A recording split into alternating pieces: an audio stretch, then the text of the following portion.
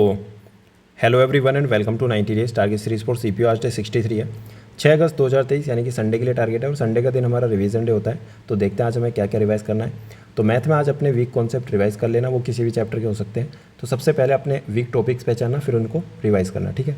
आज आपका मैथ का बैकअप डे भी है। जो भी आपका टॉपिक बचा हुआ है, जो आपका टास्क आपको लगता है वो मेरा छूटा हुआ है पिछले कुछ दिनों में, तो आज उसको कंप्लीट कर लेना। बात करते हैं इंग्लिश की। तो इंग्लिश ग्रामर में जितने भी आपने अभी तक एरर किए हैं, यानी कि अभी हमने 4-5 दिनों में डेली 100 एरर सोल्व किए थे, तो उनमें कुछ एरर ऐसे थे जो आपको नहीं आते थे या आपके गलत हुए थे या आपने मार्क भी किए होंगे। तो जितने भी आपके मार्क एरर हैं, ठीक है, उनको दोबारा सोल्व करना। फिर वहाँ पे आपको देखने को मिलेगा कुछ ऐसे एरर होंगे जो आपको आते हैं, जो आप डायरेक्ट समझ भी जाओगे।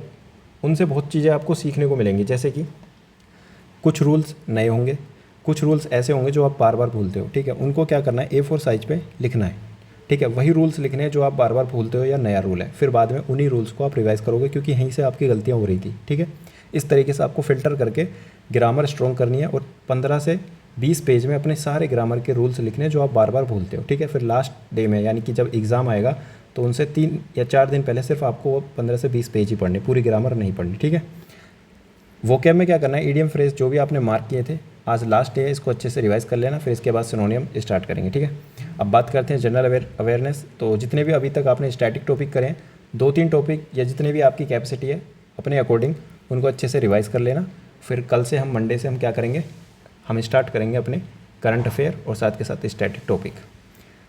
बात करते हैं फुल मॉक की। तो फुल मॉक जो आपने कल दिया था 11 नवंबर 2022 शिफ्ट 3 का, उस जो भी टेक्स्ट बुक पे दिया था, ठीक है, उसका एक तो स्कोर शेयर करना, दूसरा उसका अच्छे से एनालाइज करना, ठीक है, जो भी आपके वीक एरियाज़ हैं, क्योंकि आपने 2 महीने कंप्लीट कर लिए हैं। अगर अब भी स्कोर आपका जो आपने मतलब डे 1 से स्टार्ट किया था, कम से कम 25-30 या 40 इतना स्कोर बढ़ जाना चाहिए अगर आप मेहनत कर रहे हो तो, ठीक है।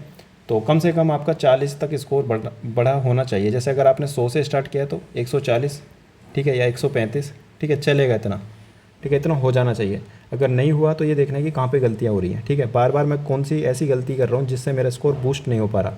जैसे कि मान लो अगर अभी भी आपका, अगर आप डे 1 से स्टार्ट करे थे और आज डे 63 है, तो रीजनिंग में पहले भी अगर मान लो आपका 25 स्कोर आ रहा था, अगर आज 45 नहीं आ रहा या 40 प्लस नहीं आ रहा, तो इसका मतलब कहीं ना कहीं आप मिस्टेक कर रहे हो और डेली कंसिस्टेंट नहीं हो। सेम इसी तरीके से मैथ में अगर 40 तक स्कोर नहीं आ रहा तो भी आप मिस्टेक कर रहे हो। जिसकी वीक है उसकी बात कर रहा हूँ, जिसके ऑलरेडी 45 प्लस आ रहे हैं, बहुत अच्छी बात है।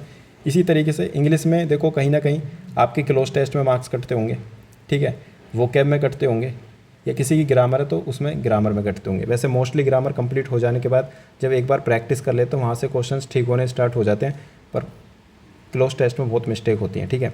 इसके अलावा धीरे धीरे मैं सब कुछ बताऊँगा, जैसे कि थीम से रिलेटेड क्वेश्चंस जो आते हैं वो कहाँ से करने हैं, क्लोज टेस्ट में फ्रेजल वर्ब जो होती हैं वो कैसे करनी है, ठीक है। हर एक चीज़ कंप्लीट होगी। एग्जाम से पहले कुछ भी ऐसा नहीं लगेगा कि यार ये वाली चीज़ मैं नहीं पढ़ के गया, ठीक है।